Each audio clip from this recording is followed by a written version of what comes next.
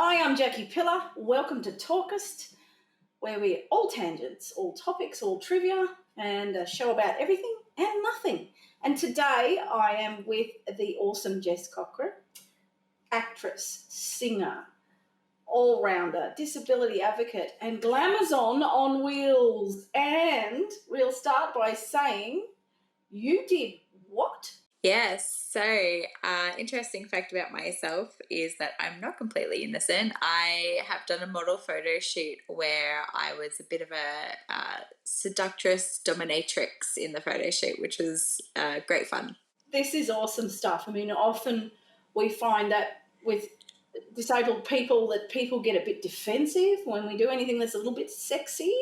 So what was the response like and what did it feel like? I was so shy that I actually didn't share it an awful lot, which is why people are probably not wary that I've done this sort of shoot.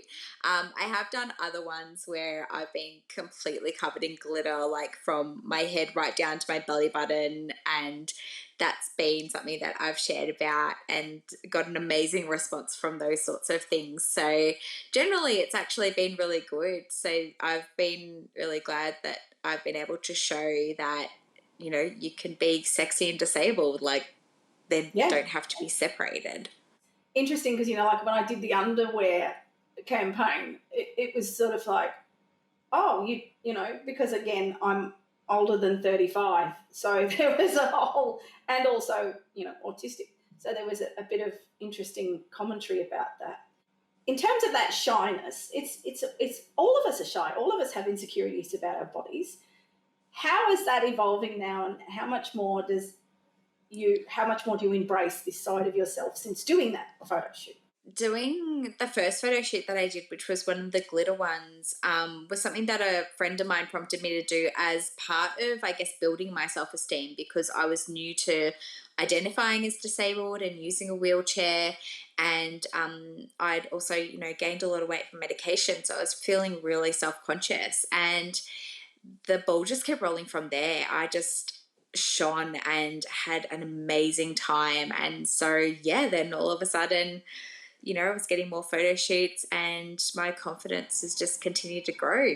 And the more you perform and the more you get out there, the more it makes you feel confident. So tell me about the glitter. I'm fascinated about the glitter. And maybe we'll talk about glitter removal strategies later. I have sometimes had glitter trapped in places that was hard to remove. But what was the glitter? I'm just curious, what was that shoot about? It was just a bit of a workshop photo shoot for people who wanted to have a bit of a modelling, I guess, experience and get some nice shots of themselves. So I was completely covered in glitter, and we just did a whole heap of shots. I've even done ones in UV glitter. And in terms of glitter removal, it was quite funny because I actually had to go to an admission straight after the photo shoot. So I had 8 other chicks that were just like scrubbing me down, trying to remove as much glitter as possible.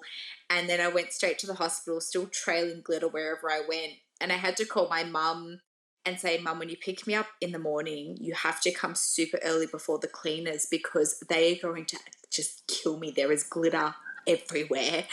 So, yeah. It's like all the doctors and nurses are going, she's put a lot of effort in. We had to use tape to try to remove it off my chest because they had to put a needle into my portacath, which is like a medical device. But there was glitter that was still just not coming off. So we had to just kind of wax my chest as much as possible to get it off. You heard it here on Talk-ist. How to remove hair and glitter at the same time? Use sticky tape. Yikes. Do what you got to do, right? Yeah, you do what you got to do, all for your art. What would you say to someone who is starting out in a representative modelling, I'm going to call it representative modelling career, about the two things that coincide here? There's this everyday casual ableism about disabled people can't be sexy, and actually the nerves we encounter when we have to take a photo that is a little more raunchy.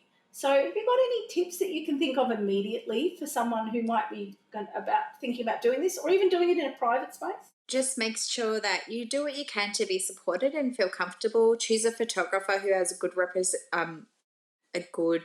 reputation and takes your needs into account. So I'll often ask for the more like raunchy or lingerie shoots if I can have someone else on the set with me, and make sure that, I do have that support there, and just put all those things into place so that you know that you're kind of in a comfortable setting and able to shine. Feeling safe is important in this, isn't it? So having that support person there certainly helps.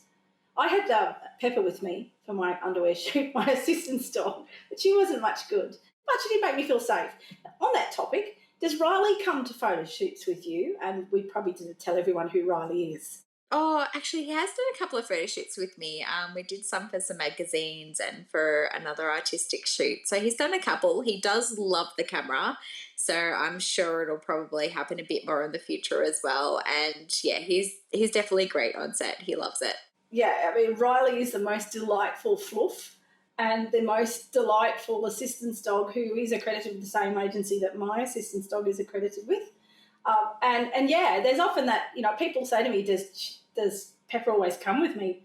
And I've got gigs coming up and it's like, oh, I don't know that I can. And they're fairly short gigs, so therefore I might be able to imagine, I might be able to manage sensory overload I experience without her for a brief period. So yeah, there's often that trade-off that we have to manage.